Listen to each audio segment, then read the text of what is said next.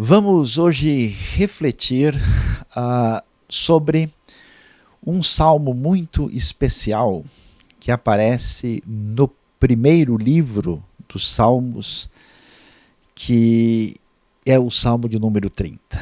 E o título da nossa mensagem, da nossa reflexão no dia de hoje será: Quando a ira divina a minha alma ensina.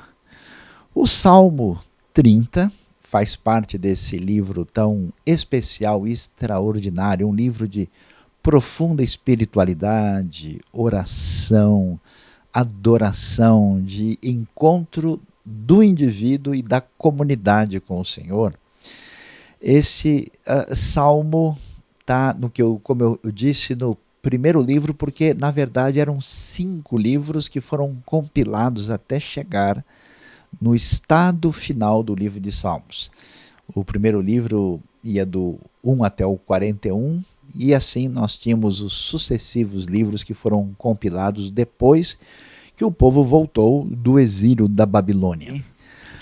Então o Salmo 30 faz parte desse primeiro livro dos Salmos, que fazia parte de uma realidade de 5 livros compostos que foram plenamente editados aí depois que o povo voltou do exílio da Babilônia. O primeiro livro vai do Salmo 1 ao 41 e o Salmo 30 aí aparece, e o seu título, que é essa nota que mostrava como é que o salmo deveria ser cantado, diz que era um cântico para a dedicação do templo, é um salmo, e é um salmo davídico. Alguns salmos davídicos são da própria autoria de Davi, outros são em memória, em homenagem ao estilo de Davi. Metade dos salmos aproximadamente tem esse título, e aqui é interessante, mesmo que o salmo tenha sido usado nesse momento especial no templo, nós vamos perceber que ele tem uma história mais antiga do que esse momento da dedicação. Por isso, aqui vamos encontrar um poema de gratidão que foi composto, veja só, numa ocasião de enfermidade que o salmista enfrentou. Aliás, nessa enfermidade ele quase morre.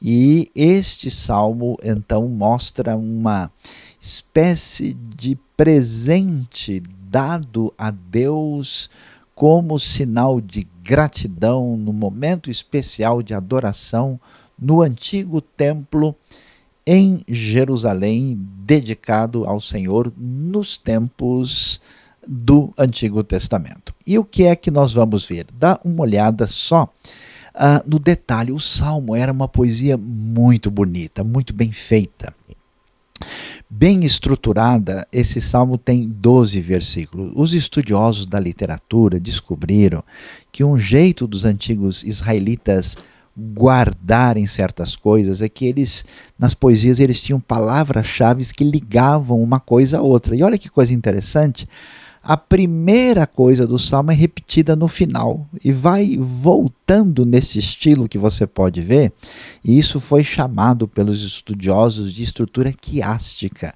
E ele diz no versículo 1, o verbo que aí aparece com força é exaltarei. Lá no desfecho nós vemos a ênfase nos louvores, depois aparece o curaste no verso 2, no 10 e 11 ele comemora a cura, falando da frase tão bonita que Deus transformou o seu pranto em dança. A sepultura aparece como paralelo de uma parte do verso 9, que é cova. Louvem é paralelo do louvará, verso 4 e também 9.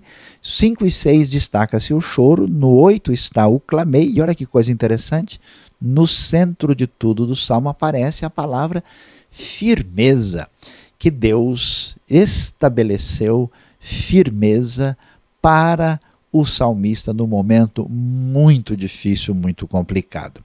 Entendendo a beleza, o detalhe, a preciosidade da estrutura, não só de conteúdo, mas poética da revelação, vamos ver o que é que o Salmo 30 nos ensina. Ele vai contar a sua experiência. É muito bonito isso, porque o Salmo vai falar de maneira muito individual, profunda. como a gente está se sentindo hoje, né? Nesses dias difíceis, muita gente afastado fisicamente da comunidade, sem poder ver de perto amigos e gente próxima, nós convivemos mais intensamente com a nossa própria individualidade. Então ele vai dizer: eu te exaltarei, Senhor. Uma palavra forte que envolve uma comemoração extremamente definida, exuberante, forte. Eu te exaltarei, pois tu me reergueste. Quer dizer, o salmista estava prostrado, estava numa situação terrível e ele reconhece que Deus o fez levantar e não deixasse que os meus inimigos se divertissem à minha custa. É muito importante aqui ver que o salmo não só focaliza o indivíduo, mas o valor do indivíduo perante a comunidade. Muitas vezes um salmo individual, como o salmo davídico, ele focaliza a figura importante do rei de Israel, o rei com quem Deus fez aliança. E os inimigos são inimigos do povo de Deus. Então, quer dizer, além de você estar sofrendo, além de você estar doente, você está passando pelo crivo perverso daqueles que desejam o mal a você, que estão comemorando o seu sofrimento, que estão menosprezando o que você está enfrentando. Sabe aquele sentimento negativo? Pois é, nesse tempo ainda era pior. Quer dizer, os inimigos do povo de Deus estavam à volta, torcendo para o desastre. Então, ele não só vê a bênção que o atingiu diretamente, mas ele vê também essa bênção em relação à reprovação dos que estavam à sua volta. E ele então diz: Senhor meu Deus, olha a particularidade de chamar Deus na primeira pessoa, a ti clamei por socorro e tu me curaste. Fica claro que o salmista estava muito doente. E se nós hoje estamos no momento da história humana, quando nós temos acesso a tantos medicamentos, a tantos recursos que estão disponíveis pelo entendimento do ser humano daquilo que envolve a criação de Deus, e somos capazes de lidar razoavelmente bem com muitas doenças, imagine o que era sofrer de uma doença mortal nos tempos antigos. O que a pessoa ia fazer? Como vimos a sabedoria de Deus em Levítico 13:14, havia todo um cuidado especial para que uma doença contagiosa não se propagasse no meio do povo e assim fragilizasse de modo terrível toda a comunidade. O salmista sarou de uma doença. A gente não sabe qual. Às vezes a Bíblia é genérica ao falar de enfermidade, às vezes ela fala dos sintomas, mas pode ter sido algo altamente infeccioso, que traz febre, que traz pus, uma série de situações que colocava inclusive a pessoa numa situação de impureza. A coisa foi tão séria que o salmista sabe que ele escapou da morte. Eu sei que muita gente que pode nos acompanhar hoje nesse culto ao vivo sabe o que é isso. Nesta manhã nós abrimos o nosso momento de louvor, adorando a Deus e lembrando do que o Senhor fez em nosso favor, mas com a memória saudosa de um irmão nosso que passou para a glória diante de Deus e que passou por uma situação difícil e partiu desse mundo. Às vezes, Deus nos agracia de modo a nos promover para a vida eterna, conforme o seu desejo, como ele fez com muitos apóstolos da igreja primitiva. Às vezes Deus, na sua bondade e misericórdia, abençoa também a nossa vida, nos dando mais algum tempo de vida aqui, para que a gente viva para a sua honra e a sua glória. O salmista está contente porque Deus resolveu abençoá-lo nesse sentido. Então ele diz: tiraste-me da sepultura. A palavra sepultura aqui é a palavra hebraica Sheol, que é uma referência não só à sepultura, à cova propriamente dita, mas também ao mundo dos mortos. ao lugar, no sentido genérico, no mundo, digamos assim, espiritual, para onde todos vão quando deixam esta vida. E lá no Sheol, a gente tem a decisão de Deus quantos estarão ao seu lado ou não, em função de como vivemos diante da sua graça que nos é estendida. Ele fala que a coisa foi tão séria que ele diz: prestes a descer a cova, devolveste minha vida. Você imagina uma coisa dessa? Quer dizer, ele já estava praticamente morto. E a sensação, aí eu entendo a gratidão, eu entendo a festa dele, dizendo: o Senhor me devolveu a vida. Eu me lembro, eu era ainda muito jovem, eu resolvi tentar atravessar um rio juntamente com os amigos, numa região do interior do Brasil, e no meio do caminho faltou-me o fôlego, e pela graça de Deus eu segurei num lugar, e naquele dia eu senti: Deus me devolveu a vida. Achei que eu não iria sobreviver. Passei por momentos de acidente, dificuldade, que eu imaginei que eu não iria adiante. Mas Deus é soberano. Deus é bondoso, Deus é poderoso, e Ele sabe o que Ele tem para cada um de nós, para cada país, para o mundo e para cada geração. Por isso, diante dessa situação tão benevolente de Deus e abençoada, nós vamos uma grande exultação pela cura de uma doença terrível. E eu convido você já a fazer isso. Olhe para a sua vida, veja quanta coisa boa Deus deu a você, quanta gratidão nós devemos ao Senhor, porque, sendo realista, são tantas as condições que ameaçam a nossa fragilidade que o só levantar-se de manhã com saúde e com vida já é uma grande bênção da parte de Deus, e que deve nos levar a viver a vida com bastante responsabilidade. Bom, o salmista, cheio de gratidão e felicidade, o que ele faz?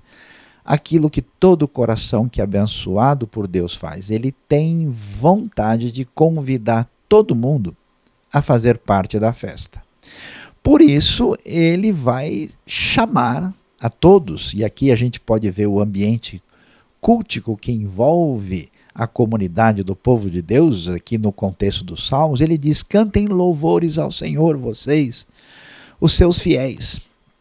Literalmente no hebraico, os seus santos, quer dizer, aqueles que são separados na sua relação de aliança e que envolve fidelidade para com Deus.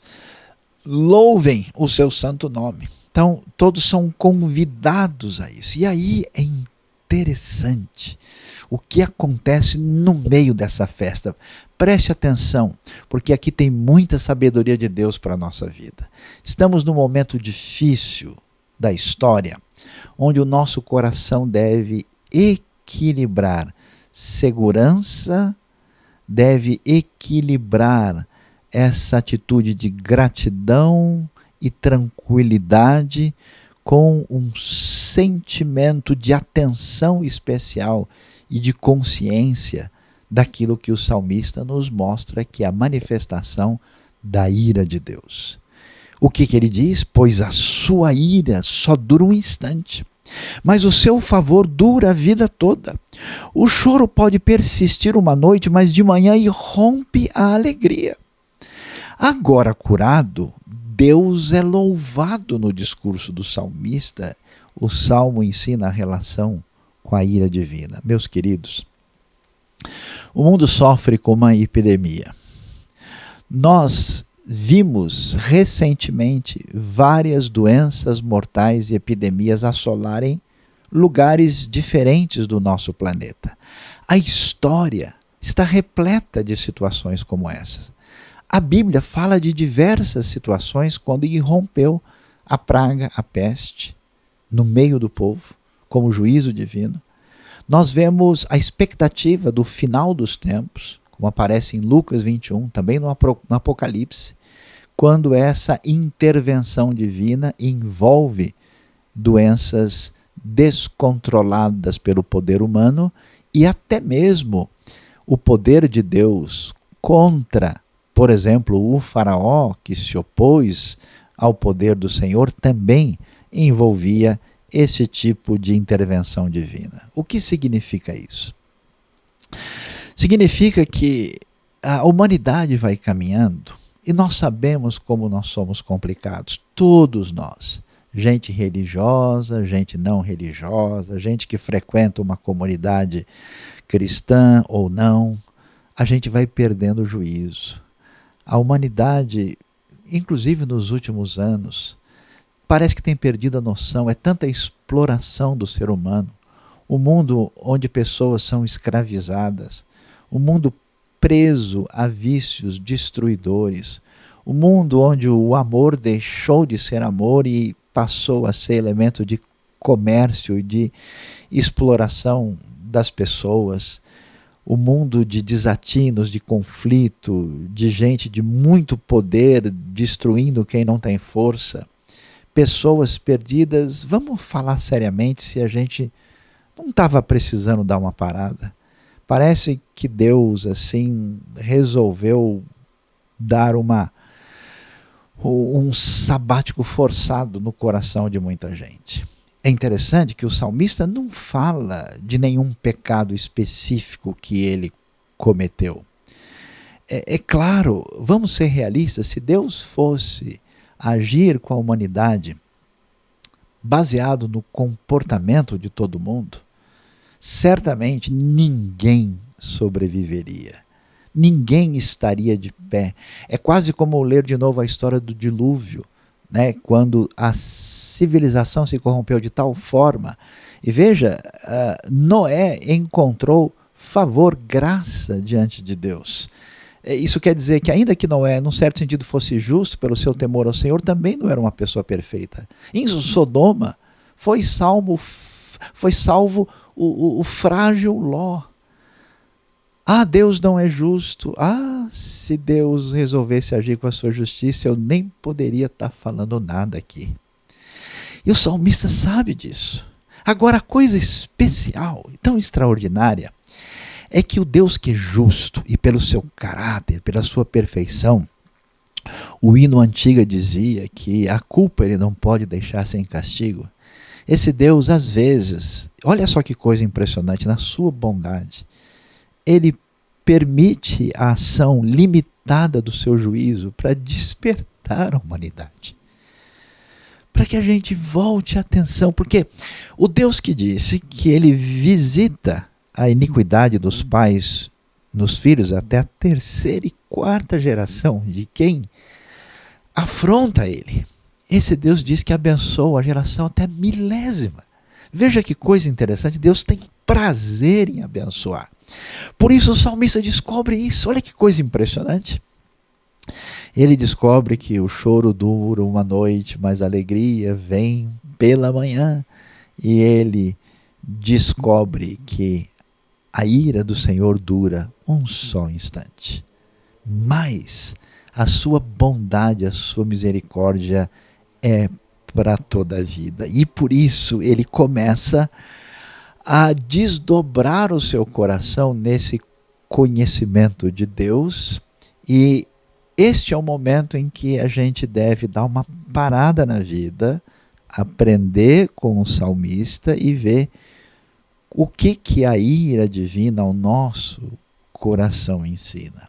Quando Deus parece retirar um pouco da sua misericórdia e todo mundo começa a perceber que não tem o controle daquilo que tolamente imaginava que poderia ter, o que a gente deve fazer? Agora curado, restabelecido, querendo fazer a festa, cantar, e a minha oração é que em breve nós venhamos a fazer isso.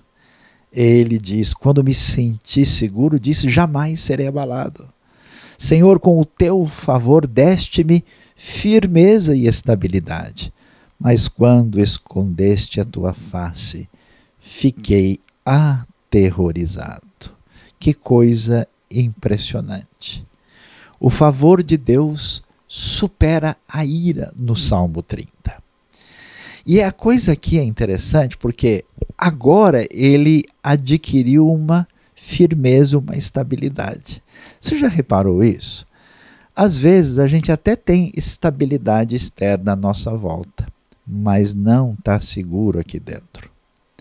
Às vezes as coisas até não estão bem, mas o nosso coração é seguro e firmado por Deus. Veja, a gente pode até sofrer, a gente pode passar dias difíceis, a gente pode até ser promovido à vida eterna e a gente pode passar por circunstâncias impensáveis. Deus continua bom e o fim que Ele tem para aquele que está em sintonia com Ele é um fim absolutamente especial, conforme a palavra de Deus nos diz. Agora, o que ele percebe? Ele percebe que essa estabilidade é porque ele alcançou o favor de Deus. Por isso, a gente descobre que diante da impotência, aprendemos dependência. Meu desejo nestes dias difíceis é que a gente volte a aprender a orar. Que a gente volte a se relacionar com Deus de maneira profunda. É que agora, quando eu for ler a Bíblia, não é só uma obrigação religiosa, eu preciso ler um versículo hoje, ainda tenho que ler esse capítulo, não. É que a coisa mude na qualidade de relacionamento com Deus, porque ninguém tem a sua vida dependendo da sua força ou poder, independentemente até mesmo de qualquer epidemia. Por isso é tão bonito. Veja o detalhe, o Salmo é muito especial. Eu vou até retornar para você olhar de novo. Olha lá.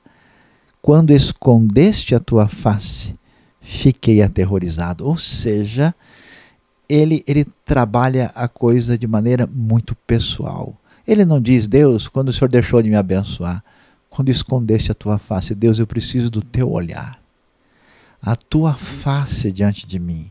A figura de intimidade maior, quando Deus deixou de olhar, eu fiquei aterrorizado. É impressionante a sabedoria. E aí ele conta de novo como é que foi a sua experiência. A ti, Senhor, clamei. Ao Senhor pedi misericórdia. O Senhor, nome pessoal de Deus, o tetragramaton, nome sagrado, e depois o Adonai. Ele diz, Senhor, eu clamei, e aquilo que a gente deve fazer, pedir misericórdia. Deus não nos deve nada. Nós é que estamos em dívida diante do Senhor do Universo. Eu fico impressionado com a capacidade do ser humano de afrontar a Deus. Não somente aqueles que o fazem de maneira blasfema, inconsequente, impensada, sem entender, sem qualquer temor, mas até mesmo na nossa atitude de prepotência, arrogância e autossuficiência. Agora chegou a hora de cair na realidade e aprender a pedir misericórdia. E é interessante, nessa hora o salmista começa a avaliar a sua vida. Como é que foi até aqui? E ele pensa seriamente, pode ser que eu não vou mais estar vivo em breve por causa da minha terrível enfermidade naquele tempo. Que tipo de remédio ele poderia buscar? As limitações são maiores do que podemos imaginar. E ele diz, Senhor, se eu morrer, se eu descer a cova, que vantagem haverá? Acaso o pó te louvará? Proclamará a tua fidelidade? Interessante que ele parece que entra numa espécie de tentativa, né? Olha a fraqueza humana de negociação com Deus, tipo, Senhor, não me deixe ir agora, Senhor. Eu posso fazer muito, olha, Senhor, se eu morro agora, quem é que vai louvar, quem vai fazer as coisas que a Ti, Senhor, nós sabemos que devemos apresentar? Veja a lição que hoje deve ser aprendida. Fragilidade é entendida, louvor e serviço na medida. Eu tenho visto coisas especiais na minha vida. Pessoas que passaram por experiência limite. Pessoas que foram acordadas no meio da manifestação da ira e da misericórdia divinas que chegaram juntas. Que um dia passaram por um aperto tão grande na família, que sofreram um acidente, que passaram por uma enfermidade, que sofreram na sua história de construção de vida e que no meio da dor tiveram o aprendizado maior. O meu desejo de coração, meu querido, minha querida que ouve a gente, é que agora a gente pense como é que de fato a nossa vida tem sido oferecida a Deus. Como é que ela tem se desdobrado numa gratidão que é para o reino de Deus e abençoa a vida de outras pessoas. Eu tenho ficado impressionado com gente que não tem nada na vida e quer doar o coração. E gente, talvez na maior abastança possível, se sentindo injustiçado, aborrecido e revoltado com coisas pequenas que na verdade nem são necessidade de fato. E aí a gente volta a ver, e mais uma vez queria mostrar o quadro poético do Salmo, para ver como essa beleza de poesia que hoje ilumina o seu coração, traz vida à sua alma, abençoa o profundo do seu espírito, mostra que entre exaltação, louvor, sepultura, cova, cura e dança de felicidade, a firmeza baseada na dependência de Deus coroa a beleza do Salmo 30. E o salmista vai caminhar para o desfecho. E ele termina o salmo dizendo: ouve, Senhor, e tem misericórdia de mim. Senhor, sê tu o meu auxílio. Olha o detalhe, sê tu o meu auxílio. Nossa dependência está naquele que é o nosso Criador, diante de quem compareceremos um dia. Ele é a nossa referência, ele é o nosso centro de orientação. O bom senso, o equilíbrio na vida depende da orientação da sua palavra. E precisamos ter o Senhor como esse auxílio. E aí ele então comemora. E ele faz a festa. Mudaste o meu pranto em dança. Fico imaginando o salmista feliz da vida, comemorando, lembrando da lágrima que desceu e da sua vida agora abençoada. Minha veste de lamento em veste de alegria. Tem até roupa nova, né? Ele era costume naquele tempo a pessoa botar uma roupa de saco e cobrir a cabeça de cinza e botar para fora e externar assim, jogar o lamento diante de Deus. E agora ele diz: que felicidade! E para quê? Para que o meu coração cante louvores a ti, não se cale, Senhor meu Deus, eu te darei graças para sempre. Ele comemora de maneira especial, extraordinariamente. E aqui a gente vê como a consciência da santidade do poder de Deus nos traduz em a correta ideia da ira divina que a minha alma ensina e que nos ajuda a entender os caminhos do Senhor em tempos quando parece que a sua misericórdia se recolheu.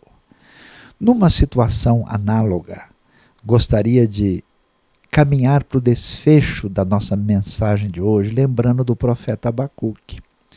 Porque Abacuque, diante do cenário da guerra, quando os babilônios iam destruir a cidade de Jerusalém, o reino de Judá.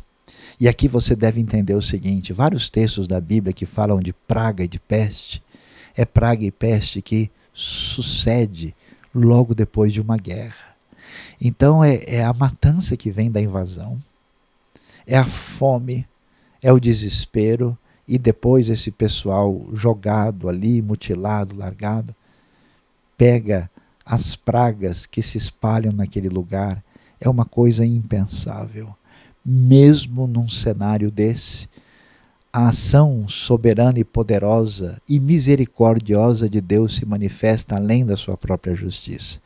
E ele, diante desse cenário, ele diz: Senhor, Oferece a Ele uma oração, uma confissão. Eu ouvi falar da tua fama, tremo diante dos teus atos, Senhor. Realiza de novo em nossa época as mesmas obras, faze-as conhecidas em nosso tempo. Em tua ira, lembra-te da misericórdia.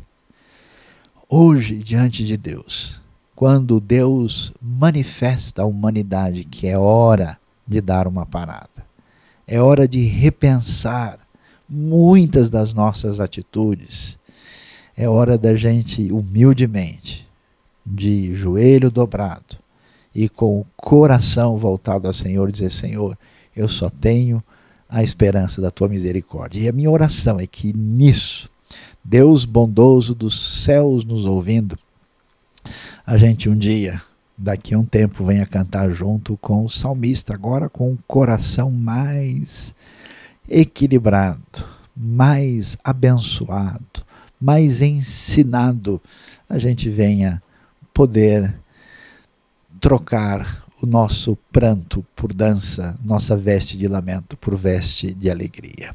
Portanto, na ira divina existe misericórdia. A ira de Deus não é o contrário da sua misericórdia, ela é um contraponto. É uma realidade que existe no Deus perfeito, que tanto rejeita a injustiça e a maldade, o pecado, como é extremamente bondoso, com seu amor inefável e sem fim. E nele nós vemos a sua redenção, porque a manifestação maior da sua ira caiu sobre o seu Filho Jesus para o perdão dos nossos pecados e para a bênção e vida eterna que Ele nos dá. E aqui nós vemos exultação em Deus. Deus recebe aqui o seu devido lugar, quando eu aprendo a louvar, e muitas graças eu aprendo a dar. É impressionante ver como o salmista agora descobre que a sua vida deve prosseguir caminhando para a glória de Deus, para que Deus seja louvado e receba toda a adoração para todo sempre. Amém. Você foi abençoado por este vídeo, por esta mensagem? Inscreva-se no canal, aperte o sininho e você ficará sabendo das novas mensagens e reflexões da IBNU.